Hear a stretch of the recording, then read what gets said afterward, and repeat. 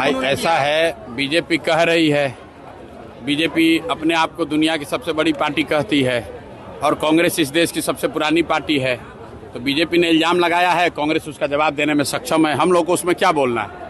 हम लोगों ने जो वीडियो देखा है उसमें वंदे मातरम पूरा गाया गया है। अब बीच में कौन रोक रहा था नहीं रोक रहा था वो तो सरकार को ही जानकारी होगी, उनको पता करना चाहिए। अगर सही में कांग्रेस के लोगों ने गलती की है तो अब तो बजाबता उस पर सरकार ने कानून बना दिया है। अगर आप अपमान कीजिएगा तो आप पर केस हो जाएगा। तो बयानबाजी करने के बजाय भाजपा को सोनिया गांधी पर केस करना चाहिए। कल मधुबनी गए थे सर, रोशन आनंद के परिवारजनों से अपने मुलाकात करने का 10 दिनों का। रोशन आनंद जो मधुबनी में, रोशन यादव जो है, रोशन यादव वहाँ बिलाट गांव के अरेर थाना का एक लड़का है जिसको 27 मई को पुलिस ने अपेरेंटली गलत तरीके से अरेस्ट कर लिया था और थाने में उसको टॉर्चर किया गया और बाद में 4 दिन के बाद जब लोगों को पता चला तो फिर उसको छोड़ा गया, फिर पुनः गिरफ्तार किया गया और अभी कारा में उसकी मृत्यु हुई है। उसको लेकर हम लोग परिवार वालों से मिले हैं। सिर्फ परिवार से ही नहीं मिले हैं, उस घटना की जांच के लिए कल परिवार के साथियों के साथ, परिवार के लोगों के साथ वहाँ के एसएसपी से भी मिले, जिन्होंने ये आश्वस्त किया है कि 10 दिन के अंदर दोषी पदाधिकारियों पर जांचोपरांत कार्रवाई की जाएगी। अगर नहीं होगा तो 10 दिन के बाद मैं वापस फिर से वहाँ जाऊँगा।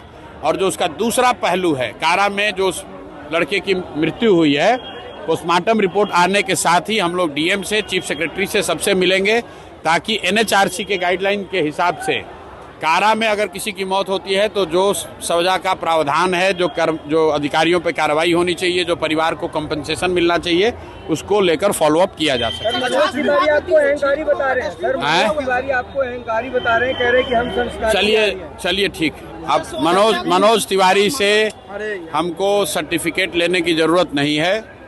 मनोज तिवारी को मैं फिर से यही कहूँगा कि आप वस्तुतः गाना गाने वाले व्यक्ति हैं, गाना गाइए। भाजपा के सहयोग से अगर आप एमपी हैं तो जिस क्षेत्र में एमपी हैं वहां पर जाकर काम कीजिए। बिहार में आकर फालतू का राजनीति करने की कोशिश मत कीजिए।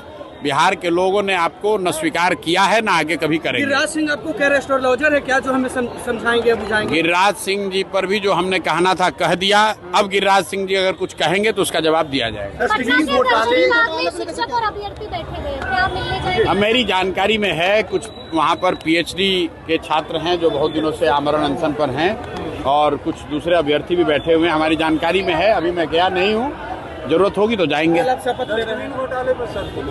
डस्टबिन घोटाले की हमको बहुत जानकारी नहीं है। जो वीडियो पर मीडिया के माध्यम से हम लोग देख रहे हैं जिसमें ये बताया जा रहा है कि साधारण सा दिखने वाला 500 या 1000 रुपए का डस्टबिन अपेरेंटली 15,000 रुपए में खरीदा गया है। मेरे पास उस विषय से संबंधित कोई पुख्ता जानकारी नहीं है।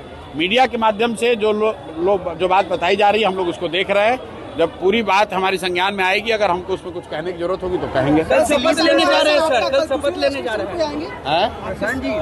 हैं। विधायक का शपथ है, कल जो प्रक्रिया उसको पूरा करेंगे। दिलीप जायसवाल अपने आप को ईमानदार बता रहे हैं, वो कह रहे हैं कि हमको जो एक्सपोज करेगा वो पहले ही एक्सपोज हो जाता है। अब दिलीप जायसवाल जी के चाल चरित्र चेहरा को जनता के सामने रखा गया है।